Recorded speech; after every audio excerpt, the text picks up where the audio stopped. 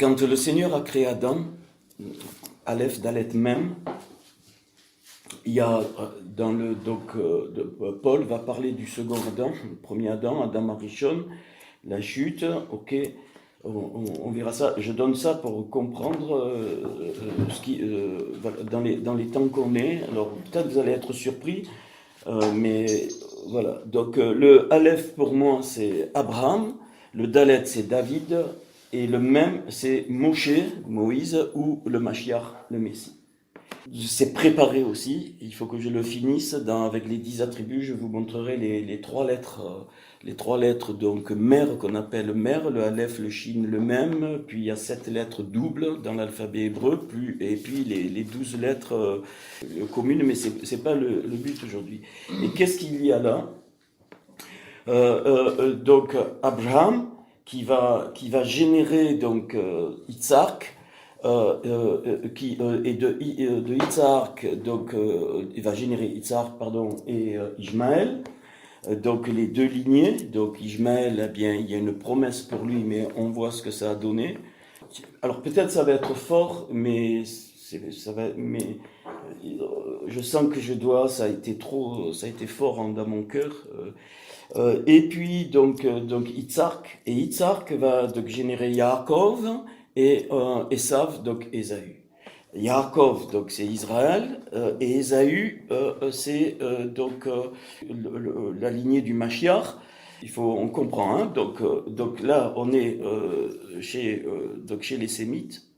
Et donc Abraham, donc dans ce Aleph, donc il y a donc la lignée, donc la lignée de Dieu, hein, donc Abraham. David, ça va être le Meller, ça va être le roi. David, donc c'est le signe du roi qui sort pas qui sort, mais qui est une partie de la lignée donc sémitique, mais qui va ouvrir aux nations. Ok, donc c'est caché, et le Mashiach qui va donc réunir les deux. Dans Éphésiens, il nous est dit qu'il est la pierre angulaire, le Mashiach, donc notre Seigneur, ou Moshe, c'est qui préfigure, et donc il va, ça il faut bien comprendre, hein, qu'il va réunir donc Israël, et les convertis, c'est-à-dire ceux qui deviennent fils d'Abraham par l'acceptation de notre Seigneur. Et là, il faut comprendre que par rapport à ça, donc on va comprendre dans l'esprit l'histoire de l'humanité. Et ce qui se passe aujourd'hui et qu'on est vraiment dans le talon, et qu'on est vraiment que le Seigneur cherche pour que la préparation du retour du Mashiach. Les Juifs, ils ont leur part, ils vont reconstruire le temple. Il y a une part de David, ça nous concerne, donc ça c'est notre part. Alors et le Mashiach vient et il fera le second Adam qui sera à nouveau parfait et au niveau spirituel, là où il y a les 10 attributs, et il y aura un temps. Donc, il est dit 1000 ans, le millénium, mais on ne sait pas ce que ça veut dire.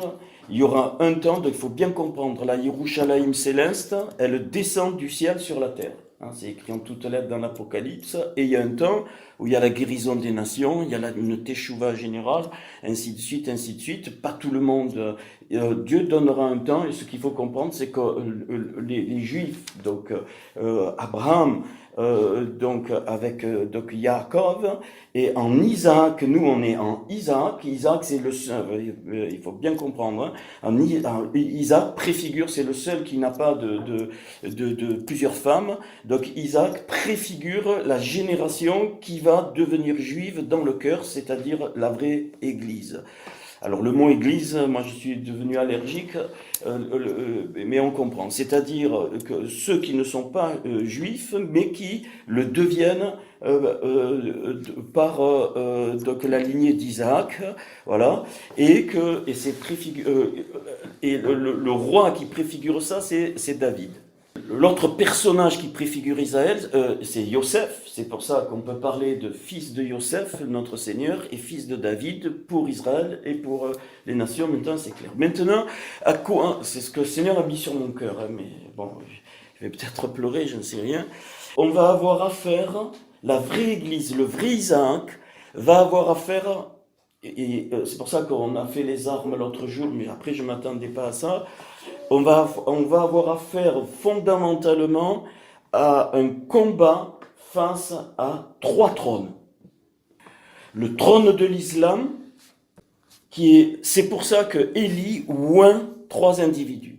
1 Roi 18, verset 15, l'Éternel dit à Élie, alors j'ai pas le temps de prendre dans le texte hébreu de vous montrer, mais c'est assez fort. Va, reprends ton chemin dans le désert jusqu'à Damas. C'est la même ville qu'aujourd'hui, hein, Damas, donc frontière de l'Égypte. Donc ça, c'est signe prophétique de tout l'Orient. Et quand tu seras arrivé, tu oindras Hazaël pour roi de Syrie, Assour. Donc symbole on va dire de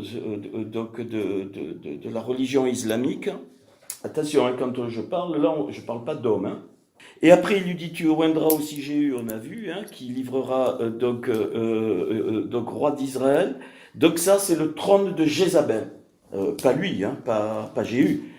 Mais face à Jéhu, il y aura donc face au roi de Syrie. Donc il y a des généraux qui vont être oints hein, par rapport à l'islam. Donc tu oindras Hazaël tu oindras Jéhu, fils de Nimshi, pour roi d'Israël. Donc Israël va avoir affaire à Jézabel, hein, au trône de Jézabel. Et le dernier, donc Élisée, donc le prophète, fils de Shaphan, à ta place, lui, il va, dans ce que le Seigneur m'a montré, c'est face au trône de l'Antéchrist. Donc ces 3, alors évidemment, je pense que c'est pour ça que cette semaine, on a été vraiment très, très, très attaqués.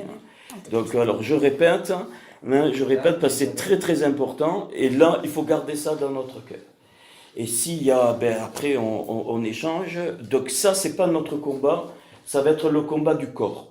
Mais je dis ça, pourquoi ? Pour la suite, comment on va œuvrer, comment le Seigneur va nous conduire. Il faut vraiment, et là c'est fondamental.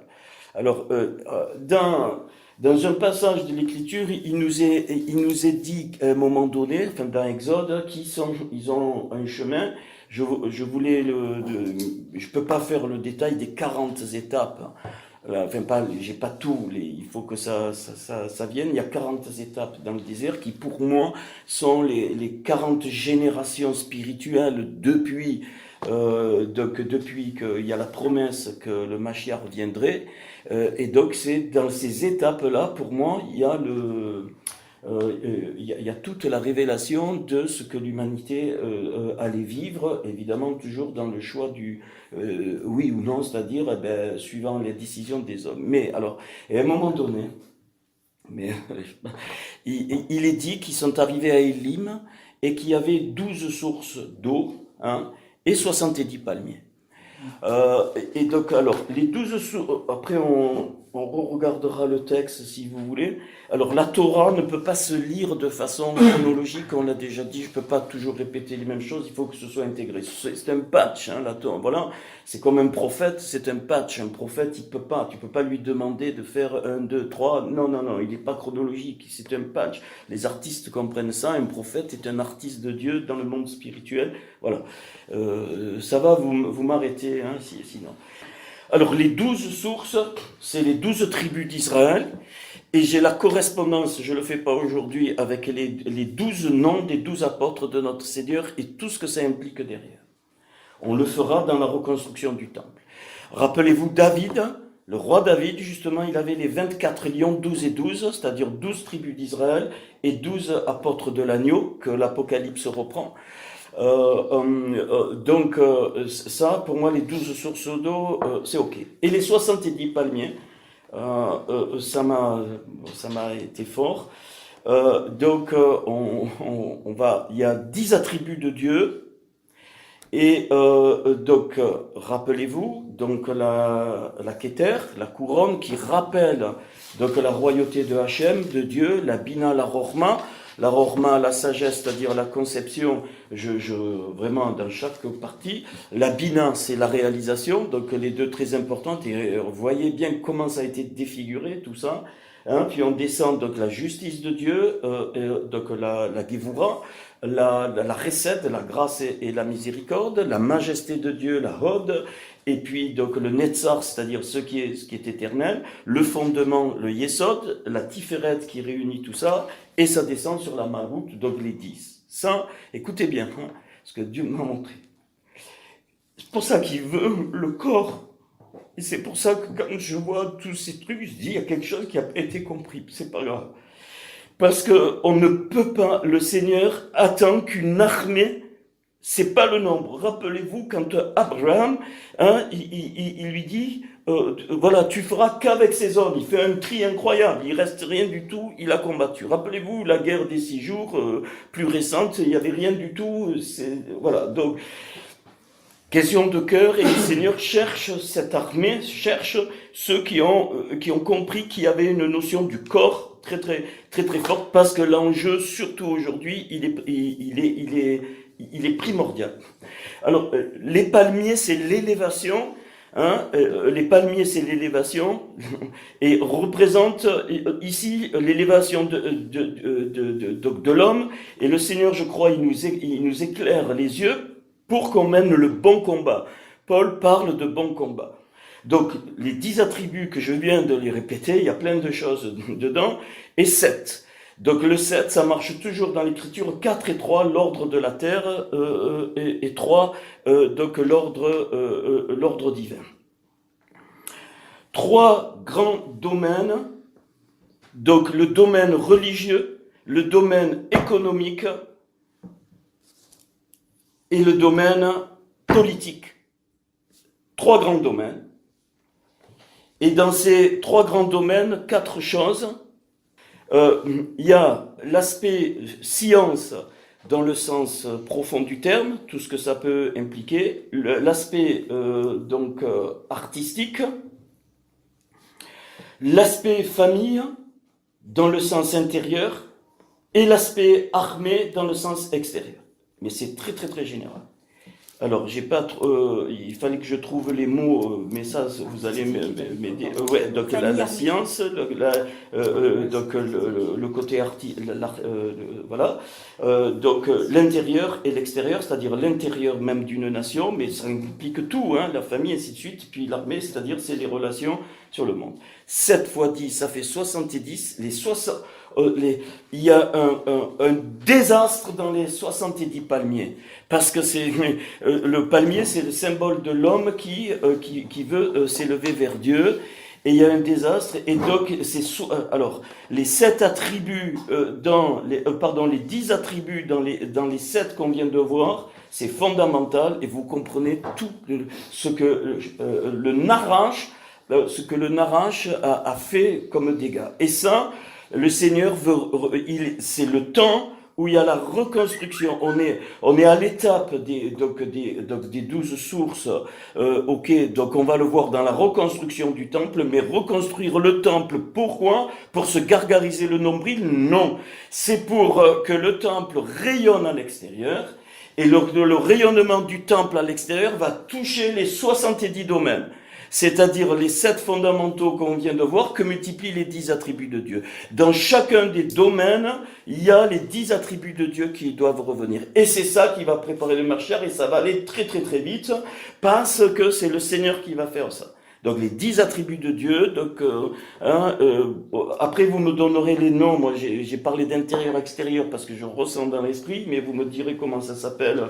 Par contre les autres, donc je le répète, donc la religion, la politique, la religion, la politique et l'économie. Alors dans l'économie il y a les finances, il y a tout, l'industrie, tout voilà, voilà, tous ces trois domaines. Et puis donc appliqué donc à l'homme, eh bien je crois que je l'ai dit, donc la science, l'art, l'intérieur et l'extérieur. Alors c'est l'intérieur et l'extérieur que j'ai pas le nom, mais vous m'aiderez, c'est pas le moment.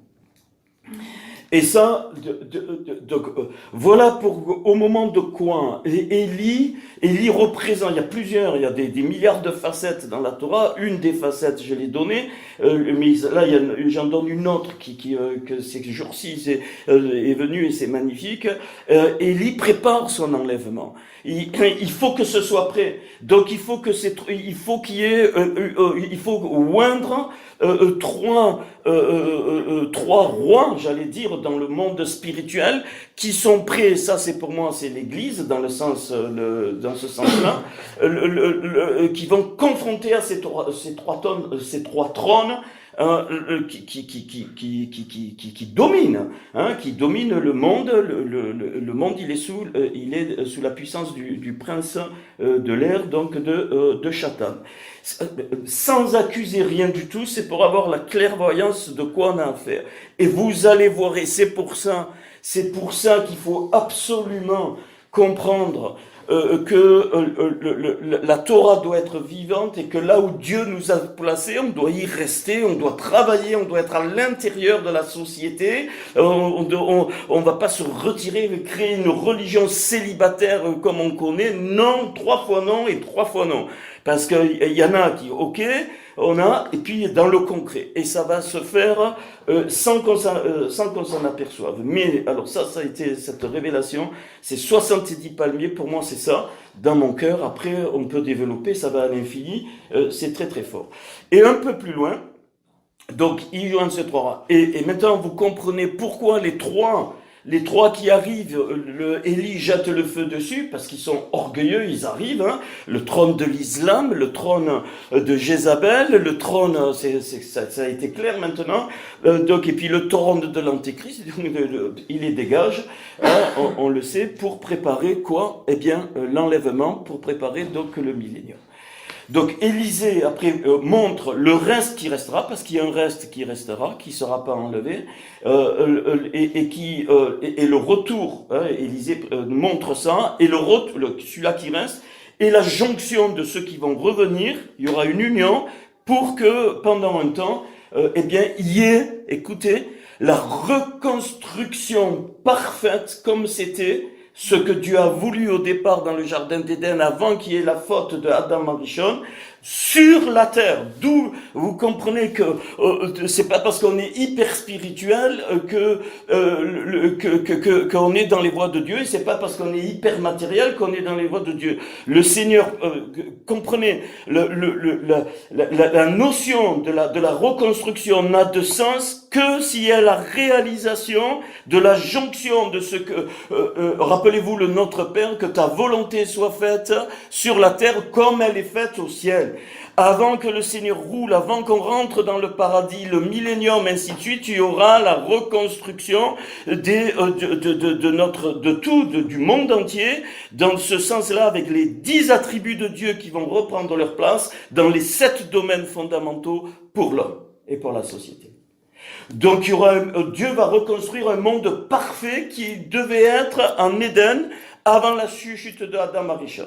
Et après, c'est son histoire. Et après, il faut pas croire que l'enlèvement, tu pars là-haut et tu reviens pas. Non. Ça, c'est magnifique que tu partes, tu meurs en Christ, il va revenir avec les uns, avec les siens, et pour la reconstruction. C'est pour ça que le temple, le 3e temple du millénaire, il est nécessaire parce qu'il y aura à nouveau des sacrifices, des holocaustes, parce que tout le chemin, comme Élie le préfigure quand il dit, rappelez-vous, ils ont brisé l'alliance, ils ont renversé les autels, ils ont tué les prophètes je crois, et c'est pour ça qu'il n'y aura pas de masse de vrais prophètes. C'est pas vrai, ils sont cachés. Ça me fait mal. Excusez-moi, mais je sais pas si vous voyez la portée et l'importance spirituelle de ça. On y est, on est dans les talents. Excusez-moi. Donc les prophètes, le vrai prophète va ramener, un prophète, il te fait pas plaisir, c'est obligé, je n'y crois pas. Les prophètes de Coussinet, ça ne nous intéresse pas. Hein, allez, on se gargarise, et quand je dis prophète de Coussinet, c'est tous les domaines. Je parle pas simplement à ceux qui prophétisent mal, quand je dis ça. Non, non, non. Les vies des chrétiens qui sont des prophètes de Coussinet, c'est du n'importe quoi, rien, faute de révélation, mon peuple meurt. Donc c'est très très fort. En tout cas, dans mon cœur, c'est très très fort.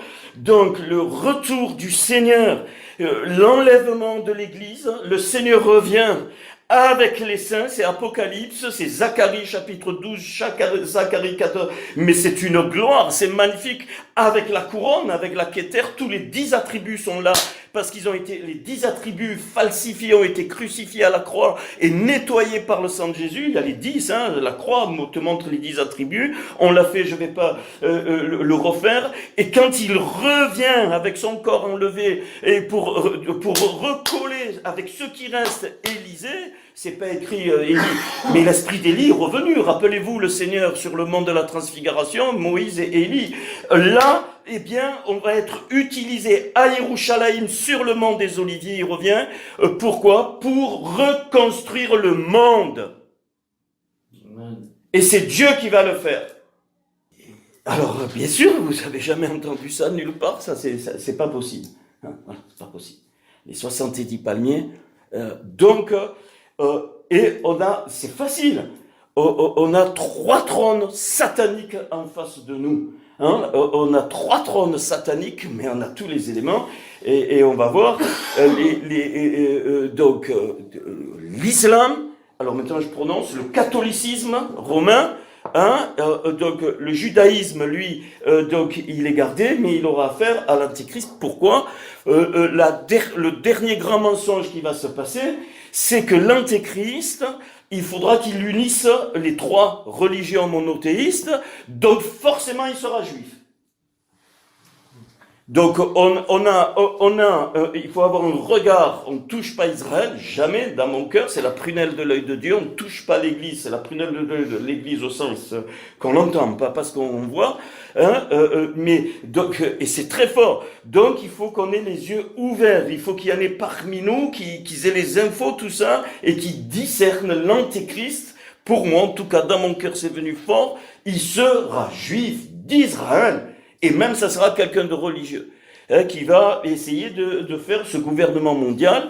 Alors déjà les juifs, eh bien, on les banque, ainsi de suite, mais voilà, mais ça ne veut pas dire qu'il faut pas les aimer, non, Dieu nous demande de les aimer. Voilà, un juif c'est un juif, peu importe, mais le pire est chez les juifs et le meilleur est chez les juifs aussi, les deux, c'est toujours comme ça. Les 3 étapes, quand il dit « Ne sais-tu pas que j'enlève ton maître d'au-dessus de toi ?» Donc, dans le texte hébreu, il dit « Je libère ta Yérida ». C'est parce qu'on ne peut pas. On est arrivé à une dimension où on est sous la couronne, il faut que notre Yérida soit touchée. C'est pas à nous à le faire, mais par contre, on doit être complètement donc ouvert à ce que Dieu fait. Et les 3 étapes, Beit El, donc maison de Dieu, donc ça c'est donc Israël, il y a Jéricho, ville des palmiers, ville des parfums, ainsi de suite, et le Jordan, c'est-à-dire ceux qui descendent. Donc le Beit El, donc la maison de Dieu, attaquée de front par l'islam. Jéricho, c'est-à-dire tout ce qui va donc être dans l'application pour qu'une vraie louange monte vers, parce que c'est symbole aussi donc de louange, elle va être confrontée donc à Jézabel. Et donc le Jourdain, la descente, c'est-à-dire l'ampel, le Jourdain, celui-là qui descend, il frappe avec le manteau, c'est-à-dire une vraie vraie teshuva, c'est l'antéchrist, parce que la vraie teshuva se fait dans le Mashiach. Donc ces 3 étapes-là sont en fait les 3 étapes de la libération de notre Yérida, non seulement individuelle, mais dans le corps. Là, il y a la notion du corps. Donc Élisée, d'ailleurs c'est les autres prophètes, lui parlent, lui dit ne sais-tu pas, et après on a vu ça, et cette double portion, on a vu que c'était une double puissance, c'est-à-dire une double appartenance à Vaillé, c'est-à-dire à Dieu, quoi. Ça veut dire que nos vies on est en train de le vivre, en tout cas moi, et quand on est sur l'autel, à un moment donné, la Yérida va être touchée, mais on peut pas, nous. Hein, ça veut dire, là, je suis offert, Seigneur, et quand la Yérida va être touchée, ça veut dire qu'on est prêt on est prêt à actionner pour le Seigneur, c'est pas encore le cas maintenant. Je sais pas si ça, je sais pas moi, c'est ce que j'ai reçu, je donne. Hein. Donc après, vous faites le tri. Donc derrière ce passé, il faut bien comprendre ce qu'on est en train de vivre dans notre monde. Si la Torah ne devient pas vivante aujourd'hui dans notre monde et qu'on est découplé, qu'on est dans les hautes sphères spirituelles, on est complètement à côté. D'où pour moi l'importance que tu déplaces ça, c'est la physique quantique, ça bouge dans l'univers. Il faut bien comprendre. Hein. Pourquoi je dis ça? Parce que le Beit Hamikdash, le temple qu'on verra, au centre du temple, il y a l'arche de l'alliance. Là, hein, donc ça c'est le Beit Hamikdash, c'est-à-dire c'est quoi? L'arche de l'alliance, à l'intérieur, ça c'est magnifique. Vous avez, c'est gardé. Et alors chez les Juifs, ça c'est pas de moi, mais je l'ai appris chez eux, chez les Juifs, l'arche de l'alliance à l'intérieur, c'est un modèle du monde parfait avant la chute d'Adam. C'est le jardin d'Éden avant la chute. Et donc je vais pas le faire, mais tous les symboles qui sont dedans, et ça me fait plaisir parce que j'avais reçu des choses moi par révélation, et en gros c'était quasiment tout bon. J'ai dit mais Seigneur, tu es trop beau, hein. Qu'est-ce que c'est vraiment le chandelier, la table, les pains de proposition? C'est pas mon propos aujourd'hui, mais c'est voilà. Donc, et derrière, dans le lieu très très saint, le Kadosh Hakedushim, hein, là où le souverain sacrificateur rentrait une fois donc dans l'année, ben vous avez donc l'arche. Et dans l'arche, alors ça, c'est pas écrit dans l'écriture, mais de tout temps, la tradition orale des Juifs ramenait qu'il y avait 3 boîtes. 3 boîtes qui mettaient dans l'arche, une dans l'autre. Il y avait une boîte donc extérieure en forme de couronne, la Keter, recouverte d'or. L'or c'est Jésus, hein, notre Seigneur, le Mashiach.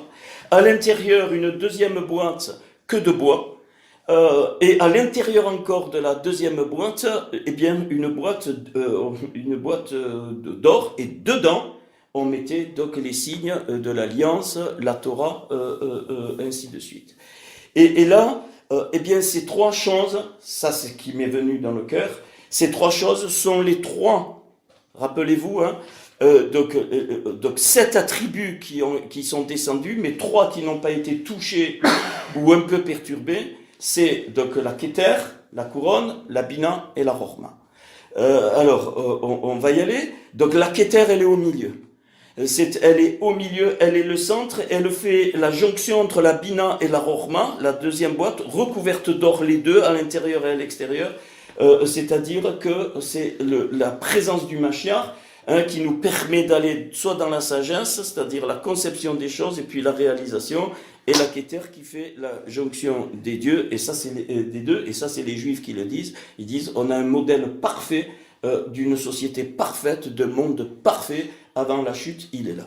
C'est-à-dire la royauté de Hachem, la royauté de Dieu qui se montrera quand le Mashiach va revenir et qu'on doit préparer. La royauté, eh bien, va accomplir enfin la prière de notre Seigneur, que ta volonté qui est faite dans le ciel se fasse sur la terre.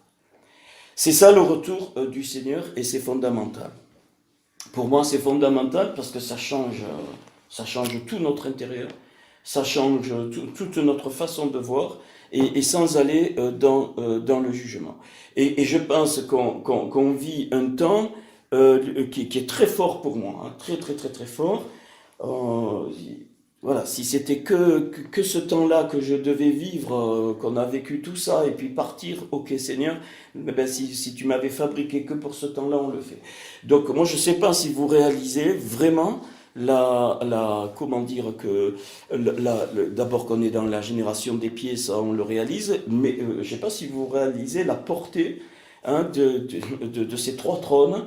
Et là, on a la clé. Le Seigneur, il a dit que ça, c'est une clé. On a une clé. Ces 3 trônes, on ne peut pas s'y attaquer tout seul. hors de question, on a vu. Ils sont justement, ces 3 trônes, rappelez-vous, et ça m'est venu après, mais après, c'est trop beau, hein, ils sont les 3 trônes en dessous de la couronne et au niveau de la bina et de la rorma. D'où tu comprends tout ce qui se passe dans les mentalités, dans les mentalités. Je vais en prendre un pour qu'on, voilà. Donc ça c'est j'allais dire le canevas. Maintenant après on fera l'autre une autre fois on peut en parler un petit peu et vous allez voir, hein. Donc c'est dans Genèse 11, on connaît tous l'épisode de la tour de Babel. Genèse 11 des versets 1 à 9. Toute la terre avait une seule langue et les mêmes mots. Comme ils étaient partis de l'Orient, ils trouvèrent une plaine au pays de Shinar. Et ils y habitèrent. Ils se dirent l'un à l'autre, allons, faisons des briques et cuisons-les au feu. Et la brique leur servit de pierre, et le bitume leur servit de ciment. Ils dirent encore, allons, bâtissons-nous une ville et une tour dont le sommet touche au ciel, et faisons-nous un nom, afin que nous ne soyons pas dispersés sur la face de toute la terre. L'Éternel descendit pour voir la ville et la tour que bâtissèrent les fils des hommes. Et l'Éternel dit, voici, ils forment un seul peuple, et ont tous une même langue. Et c'est là ce qu'ils ont entrepris. Maintenant, rien ne les empêcherait de faire tout ce qu'ils auraient projeté. Allons, descendons, et là confondons leur langage, afin qu'ils n'entendent plus la langue les uns et des autres. Et l'Éternel les dispersa loin de là, sur la face de toute la terre. Et ils cessèrent de bâtir la ville. C'est pourquoi on l'appela du nom de Babel, car c'est là que l'Éternel confondit le langage de toute la terre. Et c'est de là que l'Éternel les dispersa sur la face de toute la terre. Alors ça, je vous renvoie à un autre texte qui est presque le contraire. Donc à Babel, les hommes, ok, on vient de lire, on va prendre d'autres textes après. Et puis, rappelez-vous à la Pentecôte, c'est le contraire. Oui, c'est vrai. Ok, c'est bon.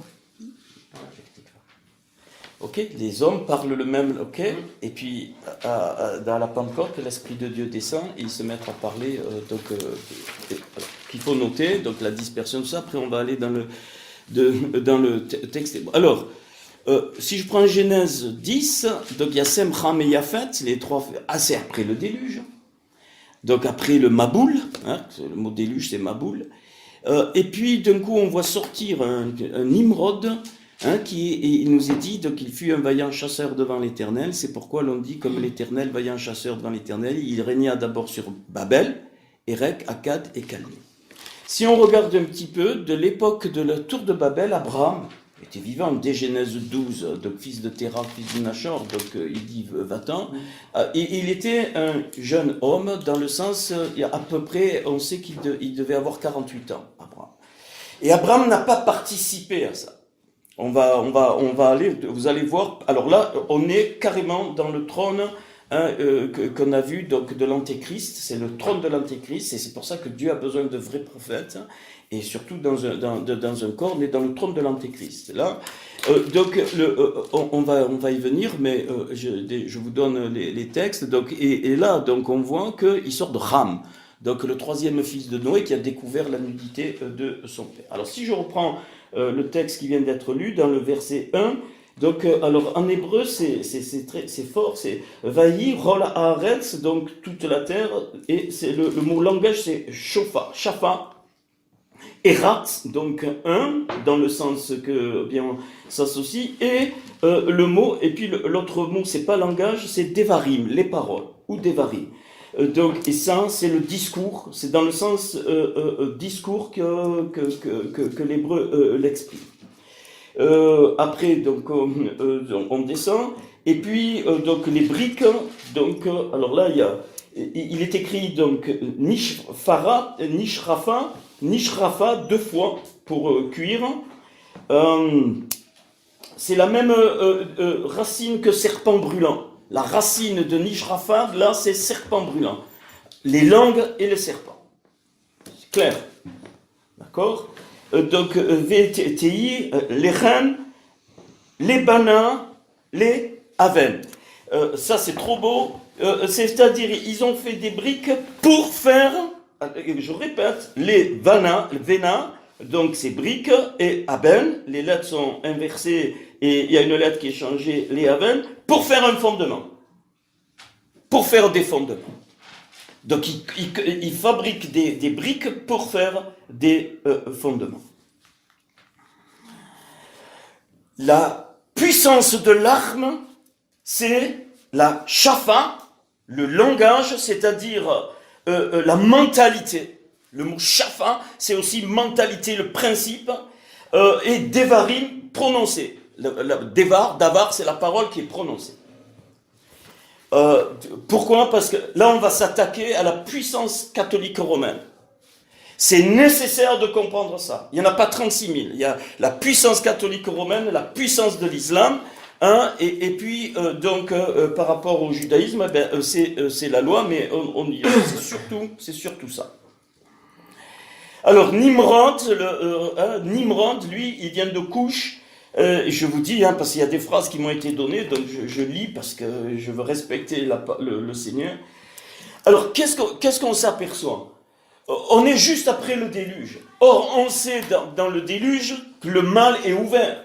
Il nous est dit dans le déluge, Rol, Bassar, toute chair s'était corrompue. Et on comprend dans le texte qu'il y avait des relations de toutes sortes. Donc, avant le déluge, les hommes se sont révoltés contre Dieu. Mais on le voit. Donc, c'est la paracha noire, qui est une très grande paracha, la paracha de Noé. Et qui nous ouvre tellement. Et après le déluge, le monde entier, c'est jamais écrit. Serge vient de lire le texte. Jamais vous me voyez qu'il y a du mal. Jamais, au contraire. Au contraire. Et alors, déjà, je vous dis d'entrée, la tour de David s'oppose à la tour de Babel. La tour de David, quand il fait son truc, il ne fait pas une tour, mais la tour de David, c'est l'arche de l'alliance que j'ai dit tout à l'heure, la Torah révélée pour la construction du nouveau monde dans le sens du Seigneur. Et cette tour-là, qui est spirituelle, va toujours s'opposer à la tour de Babel. D'où on sera amené dans la tour de David, à défendre Israël, Yaakov, défendre dans le sens spirituel du terme, et dénoncer la puissance, le trône de l'islam et le trône du catholicisme romain. Montrez-moi, il n'y a rien. On ne voit a priori rien ce qu'ils ont fait de mal. Même la Torah dit du positif, elle dit rien. Elle dit l'humanité était une, je résume donc en hébreu. Ils parlaient tous le même langage, le même discours, ils vont dans le même sens. Ils disent trouvons un makom, donc c'est très fort. Makom, c'est toujours un lieu pour Dieu. Le mot makom dans la Bible, sinon c'est zé ici. Le lieu makom, c'est toujours pour Dieu. Donc ils disent trouvons un makom où on pourra rester unis sans être dispersés. Donc c'est la recherche de Hérad, c'est la recherche de fraternité, c'est la recherche de shalom, c'est la recherche de paix. A priori, ce qui est tellement trompeur, c'est que c'est tellement vrai et honorable, c'est tellement ce qui se passera quand le Mashiach va venir construire le monde, mais pas du tout avec les mêmes choses. Et là, le Seigneur a besoin, face à ces trônes, il a besoin, écoutez, d'avoir des personnes avec l'onction d'Élisée, d'Abraham, de Yosef, peu importe, mais Abraham les résume. Et là, ça va vous plaire, je pense. Abraham, jamais vous le voyez, il est vivant, jamais il participe donc à ce projet, et il nous est dit que c'est Nimrod, l'initiateur de ce projet, qui s'est installé dans Shinéar, qu'on a appelé évidemment Babel. Abraham, lui, s'est mis à côté, et c'est de l'autre côté, et c'est la première fois qu'on dit Abraham à ivri. Abraham, l'hébreu. Le mot hébreu veut dire marginal. Très important. Donc on sera des marginaux. Impossible d'intégrer quoi que ce soit. De l'autre côté. Donc Nimrod ne supportait pas Abraham. Et aujourd'hui, on va y aller, hein, ne pensez pas, quand en 48 Israël est devenu une nation, le Vatican a bondi. Mais c'était trop fort, ils se sont crevurés l'intérieur parce que pour eux le centre de là où Dieu c'est Rome et ils revendiquent Jérusalem. Il faut comprendre la portée, c'est très fort bien sûr. Alors peut-être vous connaissez pas, alors je vous l'annonce, mais c'est plus fort que ce qu'on croit. Et aujourd'hui, l'acte de Trump, là on parle de la Torah d'aujourd'hui, l'acte de Trump est une infamie pour le pape, il est une infamie pour le Vatican. Comprenez, si Israël, le jour où Israël met la main pour construire le troisième temple, ça va déclencher la guerre de Gog et Magog. C'est une autre révélation. Gog et Magog, c'est dans le monde spirituel la réunion de l'islam et du faux christianisme. Pour lutter contre qui? Israël. Et la souche d'Israël qui nous représente, la vraie église, pas ce qu'on voit, c'est Isaac. Je donne ça aujourd'hui parce que c'est pour la suite. Hein, c'est pour la suite, voilà, moi je prends ça très au sérieux. Donc Abraham a ivri, celui qui est marginal. Et ça sera ça la vraie persécution, c'est-à-dire que dans les temps dans lesquels on rentre, on risque d'être tué. D'où la notion de l'autel. On risque de perdre, on ne rit pas avec ça. Parce que, je vous dis, pour le moment, c'est comme quelque chose ça fait 2000 ans que c'est depuis Constantin, hein, que c'est en cours. Je parle de ça. Après, il y a l'autre problème avec Ismaël, que l'islam, mais c'est autre chose. Hein. L'islam, c'est une racine d'Abraham, enfin pas l'islam, Ismaël est une racine d'Abraham, mais qui a dévié. Nimrod, non, c'est Ham, hein. Et Nimrod, là, sur le Vatican, il y a Nimrod. Point. On ne peut pas flirter avec ça. On ne peut pas dire oui, mais quand même, ils sont... impossible. C'est impossible. Abraham était de l'autre côté du fleuve et on l'a nommé Aïvri, le marginal qui a donné les Hébreux. Ça ne veut pas dire qu'il ne faut pas aimer les gens. C'est pas ça. Hein, Abraham avait des contacts sûrs avec les gens qui construisaient la tour de Babel, mais il n'a pas participé au projet. D'où l'importance de vraiment rendre concret ce qu'on entend du monde spirituel avec des actions concrètes où Dieu va nous conduire. Dans Genèse 12, quand le Seigneur dit à Abraham, tu pars, tu dégages et tu vas dans le pays que je te montrerai, il n'a pas attendu, mais il a été concret. Il a levé les tentes, il était pèlerin et il a avancé. Et il a construit des hôtels, il a avancé, il a fait descendre ce qui était en haut. Par son action, il a fait descendre la présence de Dieu. Donc déjà, ça, ce point, c'est très important. Donc n'attendez pas on ne va pas s'attendre, ça je sais que vous le savez, mais je vais plus loin, c'est-à-dire quand on est sur l'autel aussi veut dire qu'on accepte la mort physique. Amen. Pas facile, hein? Amen. Pas facile. Okay. Pour Noé, la Torah nous dit clairement que Noah était, alors je lis les textes hébreux parce qu'ils sont très beaux, Ish Tzadik Tamim El Aleoim Er Anor. Noah était un homme juste, intègre, qui avançait avec Elohim. Donc il s'est sauvé avec sa famille et Dieu le choisit pour ça. Abraham, rien. Comme Élie, c'est le même truc. On ne sait pas d'où il sort. Oui, on sait qu'il est fils de Nachor, mais on ne sait pas pourquoi Dieu l'a choisi. Et je crois que c'est un constructeur d'autel, Abraham, et Abraham était dans une dimension telle que sa vie pouvait être perdue. C'est vrai mais il n'est jamais dit, pour Noé, on voit, la Torah nous dit qu'il était juste intègre, donc Dieu le choisit pour sauver une partie de l'humanité. Pour Abraham, juste après, on ne voit rien du tout. Et c'est pareil, on est des élites. Le tchibit, on a vu, hein, on ne sait pas d'où voilà. Et il faut bien comprendre qu'on n'aura pas d'identité. Notre identité, c'est le nom du Seigneur. Notre Shem, c'est Hachem. le nom. Point. Il n'y a pas de titre à se fourrer dessus. Mais ça, je sais que vous êtes bien formés. Mais c'est pas ça. C'est pour la suite. Ce qui va venir. Hein, les âmes que Dieu, comme Abraham. Abraham, il trouve une auberge et puis les âmes venaient, les étincelles venaient. Pareil, il y a des étincelles qui vont venir. On ne peut pas les faire rentrer dans quoi que ce soit. Hein, il faut absolument bien comprendre cette notion. Parce qu'on est dans ces temps. Je ne sais pas si ça vous parle. En tout cas, moi, ces jours-ci... ça m'a bouleversé parce qu'on est face à trois trônes puissants. Et donc c'est pas un combat personnel, rien du tout. Il faut vraiment être conduit. C'est pas nous qu'on va faire quelque chose. C'est juste dans ce que Dieu nous demande de faire, on doit le faire parce que ça va ouvrir des portes spirituelles en haut, parce que le Mashiach revient. Et que le Seigneur nous façonne et il veut qu'on prépare ce monde nouveau. Je ne parle pas du monde nouveau de l'ennemi, il fait toujours un truc qui trompe. Donc maintenant, alors ça va ouvrir et puis nous faire comprendre quelque chose qu'on n'arrive pas à comprendre.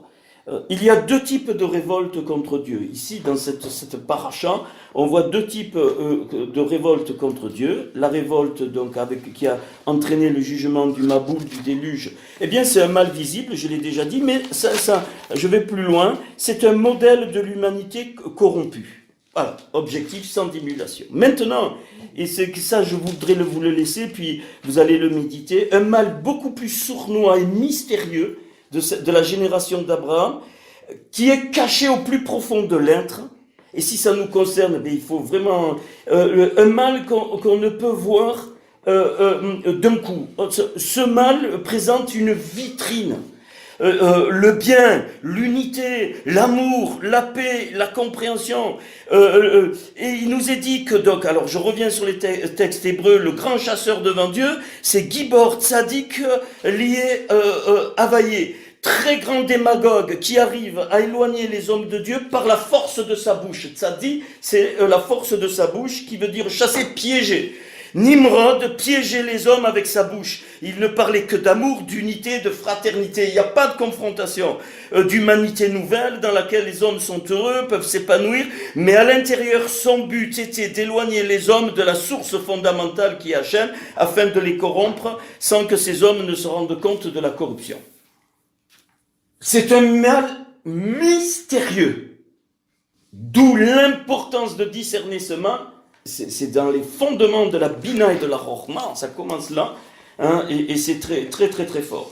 Alors, je dirais que Nimrod a décidé après le déluge de ne plus jamais s'attaquer à la vérité d'une manière visible. Et l'histoire du faux christianisme en est en plein dedans. Jamais plus. D'où on a transformé toutes les fêtes de l'Éternel en fêtes païennes et babyloniennes. Et ainsi de suite, mais ça nous concerne aussi à l'intérieur de nous-mêmes. Hein. Déceler l'esprit de Nimrod. Parce que Nimrod construit un trône, il a un trône, hein, et ce trône-là physique, c'est le Vatican. Ça a été clair. Je comprends aujourd'hui pourquoi un membre du Vatican a voulu nous tuer avec Isabelle, et on sera confronté vous êtes peut-être étonnés du message, mais voilà. Et donc Nimrod, très subtil, j'en ai conclu, il a tiré les leçons du déluge, et on ne peut pas, écoutez ça, on ne sait pas, c'est un mystère, je crois, satanique, ce qui m'est venu, on ne peut pas prendre Dieu de front. Alors moi, je ne prends pas le Seigneur de front. Nimrod est quelqu'un qui connaît Dieu. C'est écrit, le texte, c'est la date. Donc il connaît Dieu. Donc il a accepté d'être connu de lui.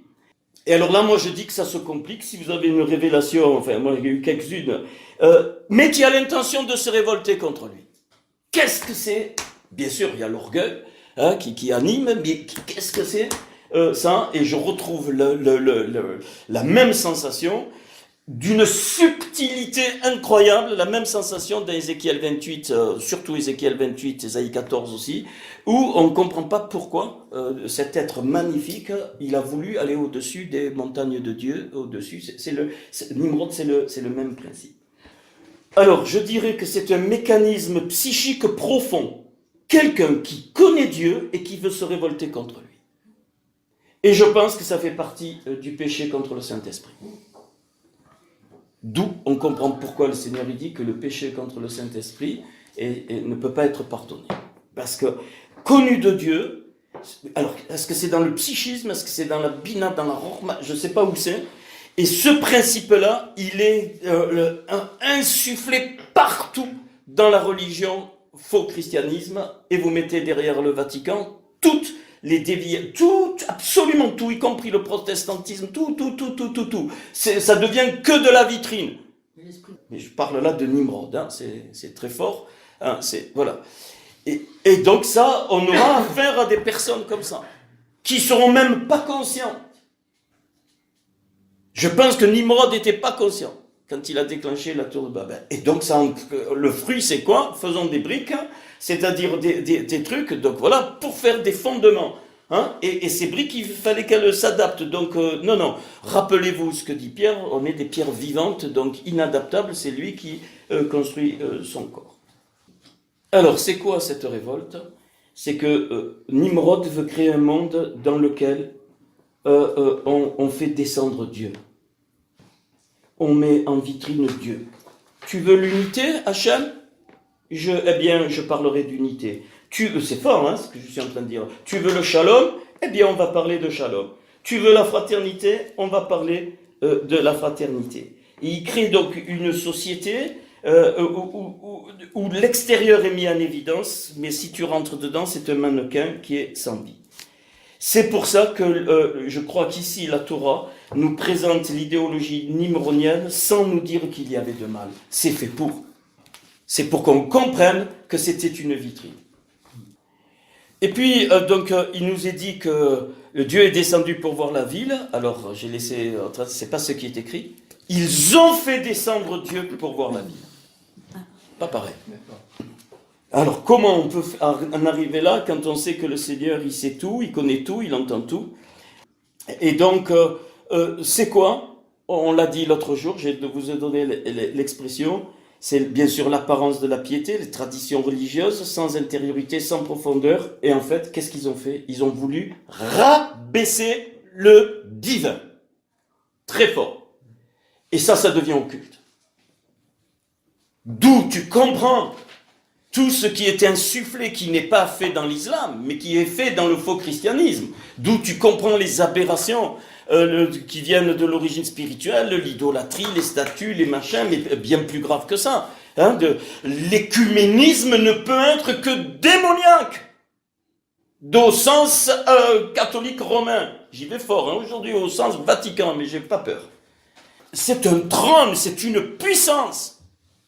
Et ne pensez pas que ce trône-là, il n'épargnera pas les juifs, il n'épargnera pas les vrais chrétiens. Mais par contre, il se régale qu'il y ait des multiplications de dénominations chrétiennes. Tu ramènes Dieu au niveau des hommes, on se rappelle la révolte du veau d'or. Le veau d'or, fais-nous un Dieu qui marche devant nous. Moïse, il est parti où? Justement, il était en train de recevoir la Torah. Ils n'ont pas voulu que la Torah devienne vivante, ils se sont fait un veau d'or. C'est le même principe. Je vous donne ça, bien sûr, vous le savez, mais pour moi ça a été très très très fort parce qu'on va être on est déjà confronté, on est dans ce monde-là. Notre monde, il est construit avec l'idéologie nimrodienne partout. Tout l'Occident est construit avec l'idéologie nimrodienne. On voyait avec Jacinthe la dernière fois, le bâtiment de l'ONU, l'Organisation des Nations Unies, donc tous les gouvernements du monde. Ce bâtiment-là qui est à Strasbourg, je crois, à la représentation de la tour de Babel. Pour te dire. Merci, tu vois, j'avais oublié, mais si, bien sûr. Amen. Ça, Amen. Tout à fait. C'est magnifique. Non, mais c'est bien sûr, absolument. Alors, et là, je reviens, c'est la phrase qui m'a été donnée. Petit homme, je veux être toujours extrêmement au-dessus de tout homme. On ne peut pas rabaisser le Seigneur à notre niveau. Je répète, petit homme, je veux être extrêmement au-dessus de tout homme. Alors, dès qu'on perd... Et on revient, on est à l'autel, hein, bien sûr. La profondeur intérieure se dévoile, la profondeur intérieure sur l'autel. Parce que sur l'autel, là, c'est fini. Je suis crucifié avec Christ, hein, ok. Donc, alors, et je répète les phrases que je vous ai données, même au niveau de tout. je vais le dire pour la Torah parce que c'est fort, même au niveau de tout, et moi je tremble, non. Même si tu crois que ce que tu as compris, c'est que ce que la Torah dit, et si tu crois que tu as compris l'intention divine et que tu penses qu'il n'y a pas grand-chose de plus à transmettre, vous l'avez noté, à ce moment-là, tu vulgarises Dieu, tu es à la tour de Babel, tu fais descendre Dieu. Tous les signes et les actions de ces messieurs, les prélats, de ces gros lards spirituels, on ne peut pas rentrer là-dedans. Et maintenant, on va plus loin. Dans tous les mouvements chrétiens, Nimrod est rentré tôt ou tard.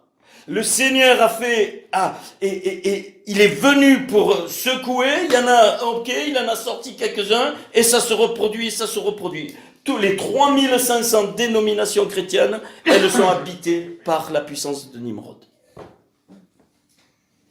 Donc on ne peut pas s'associer.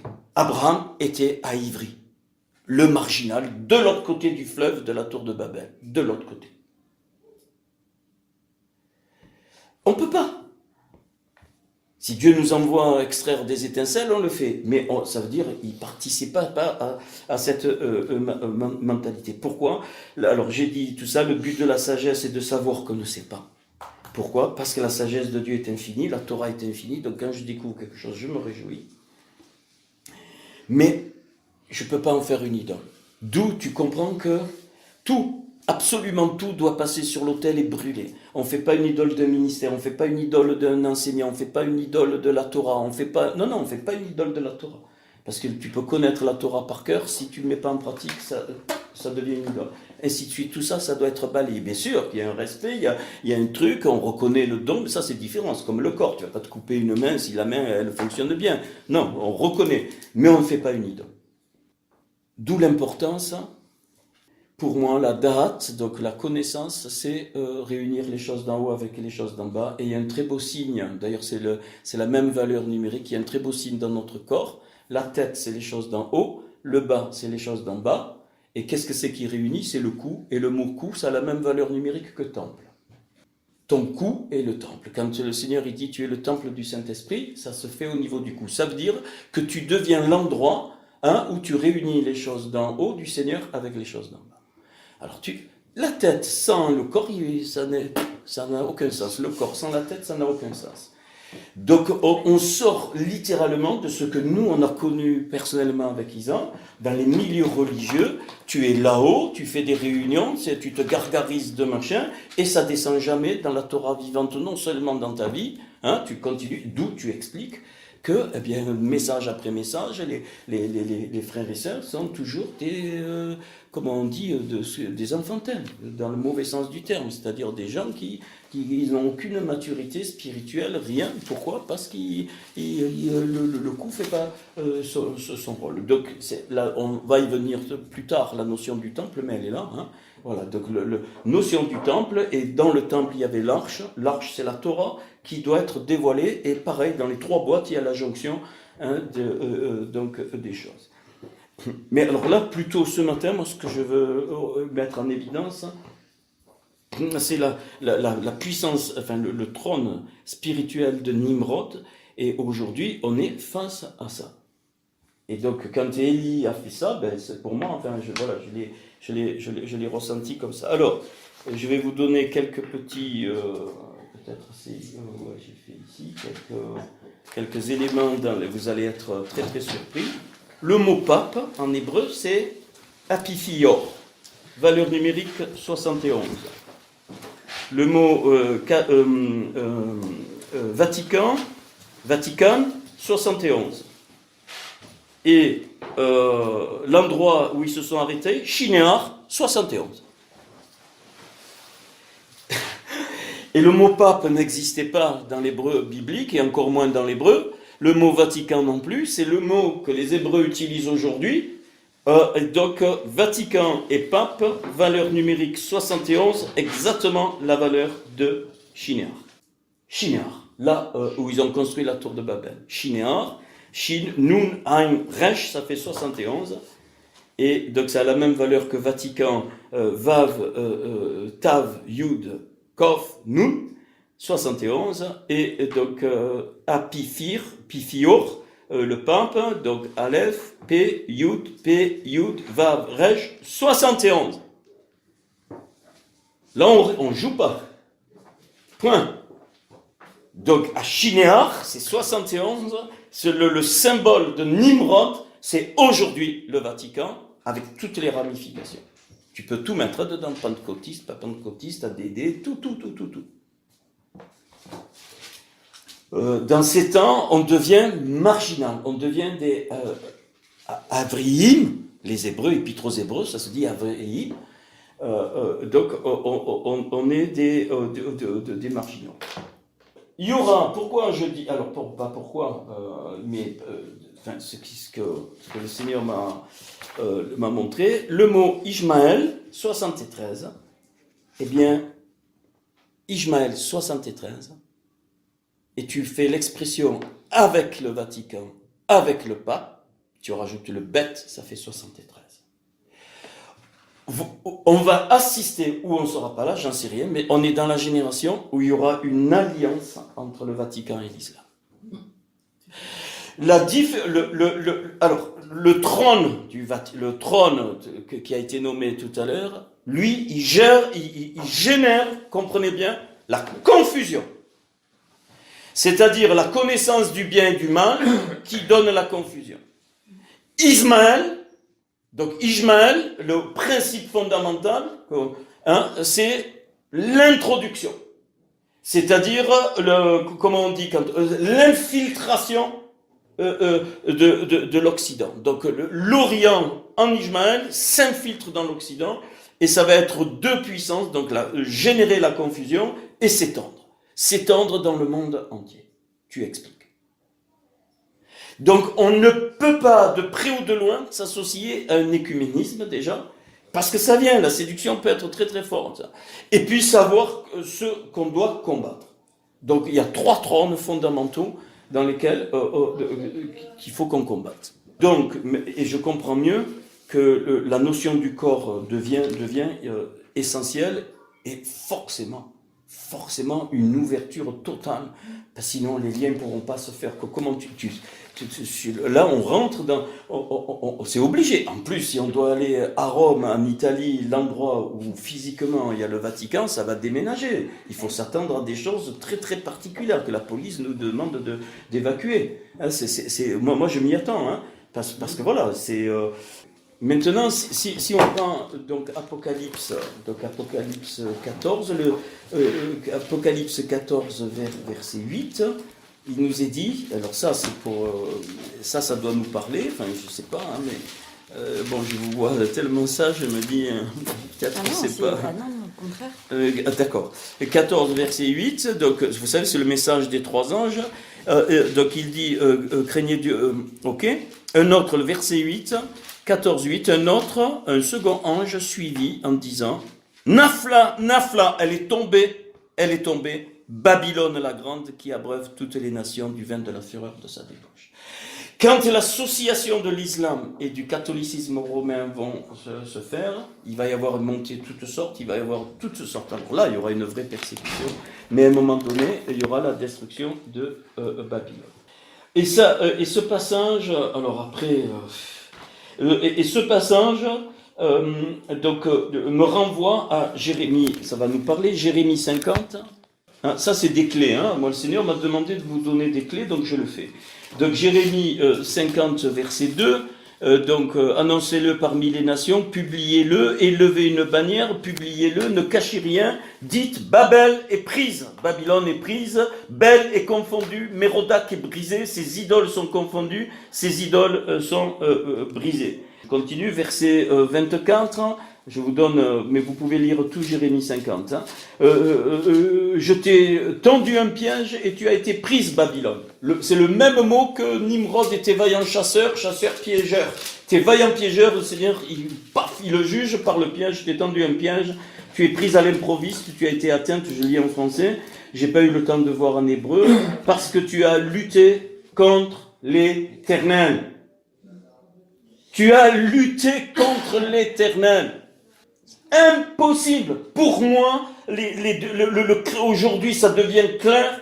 Hein, jamais j'aurais osé dire ça il y a encore un an et demi. Le christianisme tel qu'on le connaît est une horreur démoniaque depuis 1700 ans.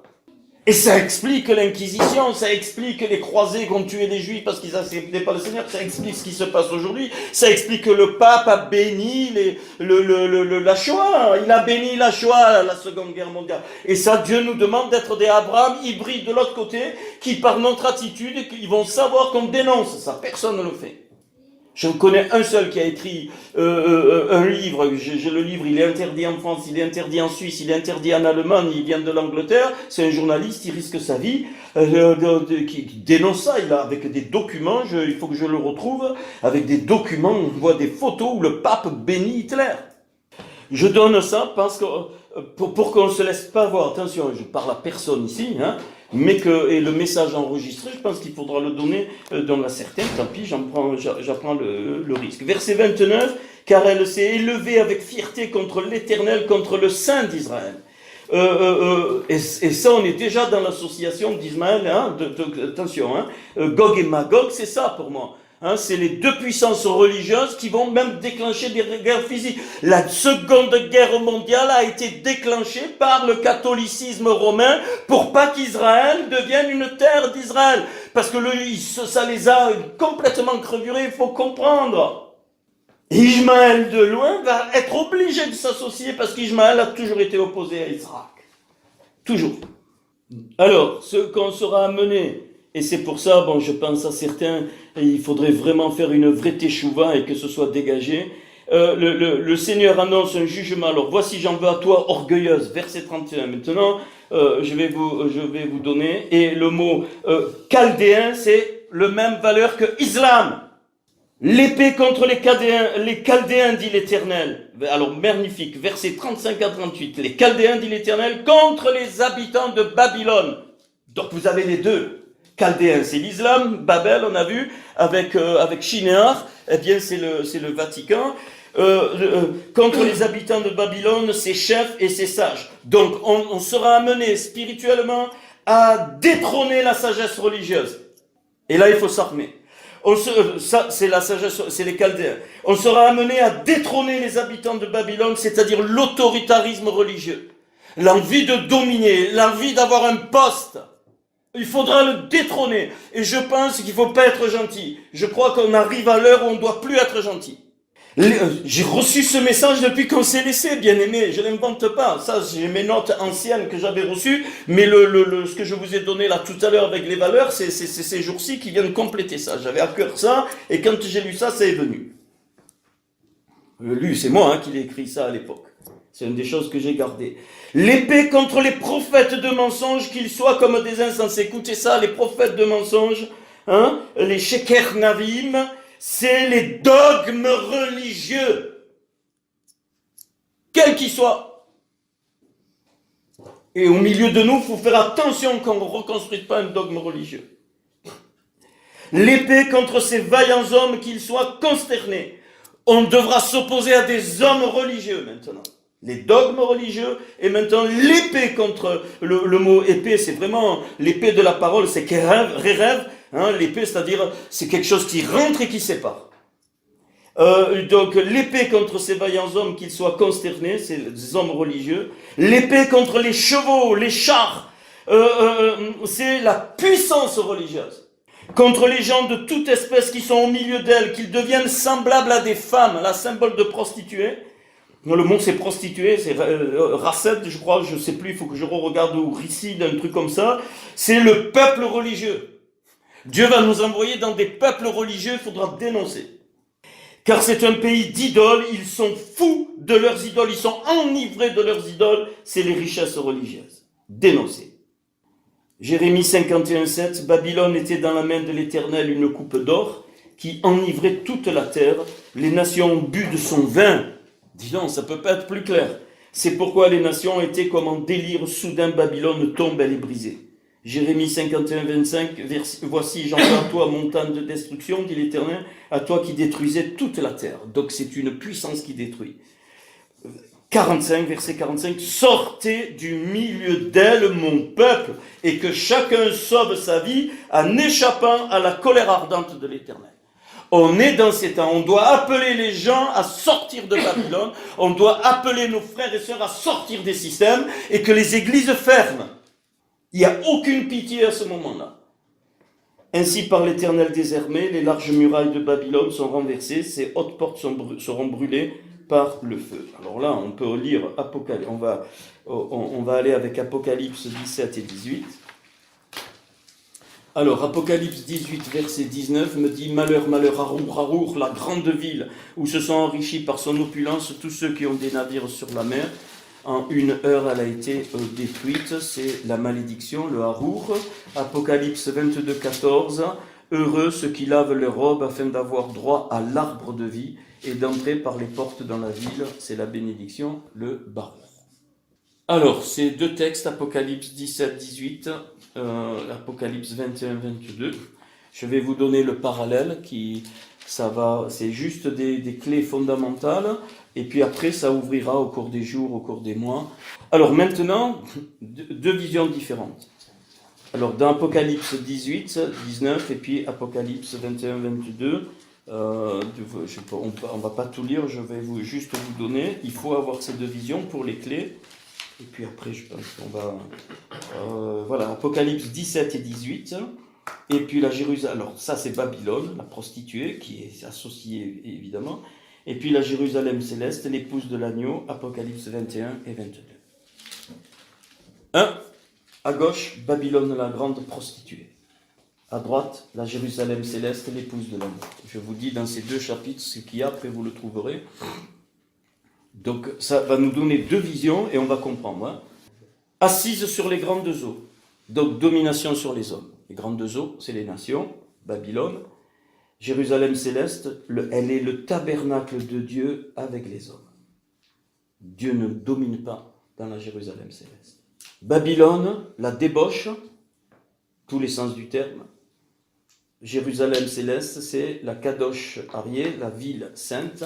Il n'entrera chez elle rien qui ne soit pas tahor, rien qui ne soit souillé.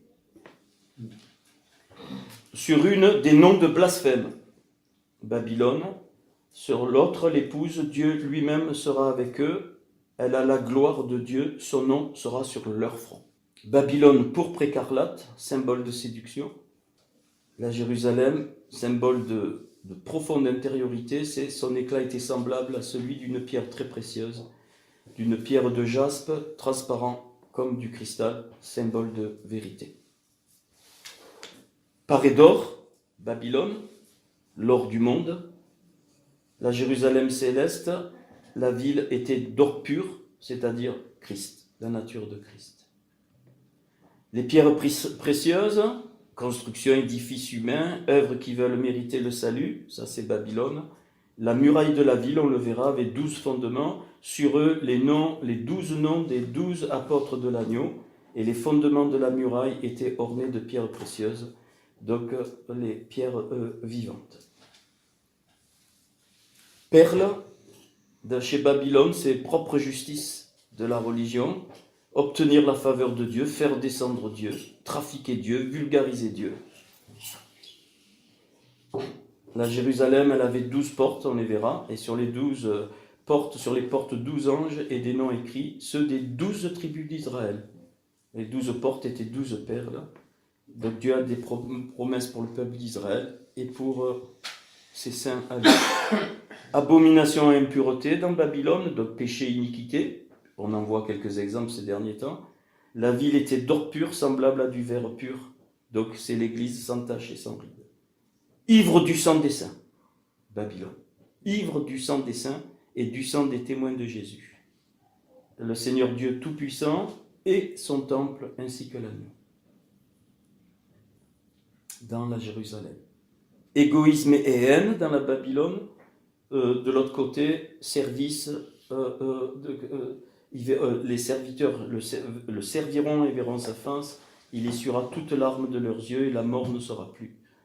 Elle devient une habitation de démons, Babylone, Par contre, Jérusalem, le trône de Dieu et de l'agneau sera dans la ville, elle est une habitation de Dieu. Jugement de Dieu par les fléaux sur Babylone, et plus d'anathème, c'est-à-dire plus de malédiction pour la Jérusalem. Jugement de la vaine gloire et de son luxe pour Babylone, pour la Jérusalem, la gloire de Dieu l'éclaire, et l'agneau et son flambeau. Jugement de sa vaine royauté en tant que reine, dans la Jérusalem, le Seigneur Dieu les éclairera, ils régneront au siècle des siècles. Et puis destruction foudroyante de toutes ses richesses. Par contre, dans la Jérusalem, eh bien, il me montra un fleuve d'eau de la vie, limpide comme du cristal qui sortait du trône de Dieu et de l'agneau. Et enfin, Apocalypse 18, 18, et il s'écrie en voyant la fumée de son embrasement, quelle ville était semblable à la grande ville. Apocalypse 22, 17, l'esprit et l'épouse disent viens, que celui qui entend dise viens, et que celui qui a soif vienne. Je répète, et l'esprit et l'épouse disent viens, que celui qui entend dise viens, et que celui qui a soif vienne. Que celui qui veut prenne de l'eau de la vie gratuitement. Donc il y aura, je finis par ça, il y aura le camp de Babel, avec tout ce qu'on vient de dire, tout ce que ça comporte, et le camp de l'agneau. Donc maintenant, pour aider ceux que le Seigneur va nous envoyer, bien, sortir de Babylone, c'est des phrases qui m'ont été données il y a quelques années, cesser de faire de l'Église la porte de Dieu. De remplacer Dieu par l'organisation ecclésiastique. Et de supplanter la foi par les négociations religieuses, diplomatiques. Alors tu as dit quoi, pardon? Je le répète, sortir de Babylone signifie cesser de faire de l'Église la porte de Dieu, Babel, de remplacer Dieu par l'organisation ecclésiastique, les briques pour faire des faux fondements, et de supplanter la foi par des négociations diplomatiques, montrer la vitrine. Sortir de Babylone, c'est de même coup se débarrasser de la mentalité très importante, impérialiste et orgueilleuse, qui est très sournoise et qui peut être cachée au plus profond de chaque individu et qu'il faut vraiment, qui entraîne des tourments et qu'il faut on ne peut être libre de ça que sur l'autel. Parce que la chair, toujours. Donc c'est pas le problème, hein. Chez certains c'est plus fort, mais c'est important, je vous donne ça parce que pour la cohérence de ce qu'on va avoir en face et peut-être si ça nous concerne aussi en nous, on travaille à ça. Donc, c'est se débarrasser de la mentalité de Nimrod, c'est-à-dire impérialiste et orgueilleuse. Et alors pour nous, ça, moi j'y tiens dans mon cœur, il faut qu'il y ait la révélation. Quand on est au Seigneur, on est devenu juif. On n'est pas devenu chrétien, on est devenu juif. On est devenu fils d'Abraham, Paul il le dit. Et donc l'onction sur nous, on est des petits machiars. Le mot chrétien c'est petit machiar, mais je ne l'aime pas parce que ça ne veut plus rien dire aujourd'hui. Sortir de Babylone, c'est avoir le courage de remettre en question ses idées reçues et ses traditions. C'est être capable de s'ouvrir à la vérité d'en haut, même si elle se heurte au pli d'en bas. Et le dernier élément qui m'avait aussi, ça me rappelle beaucoup de choses, mais que je ne donnais plus parce que ça ne passait pas. Hein. Sortir de Babylone, c'est donc tout un programme de teshuva, c'est-à-dire de retour de conversion. C'est une teshuva, donc dans le sens changement de mentalité. Et avec Isa, on a dû, et on doit encore, parce que on vit dans cette mentalité. L'Occident, c'est la mentalité nimrodienne. Donc forcément, on y est confronté quasiment tous les jours.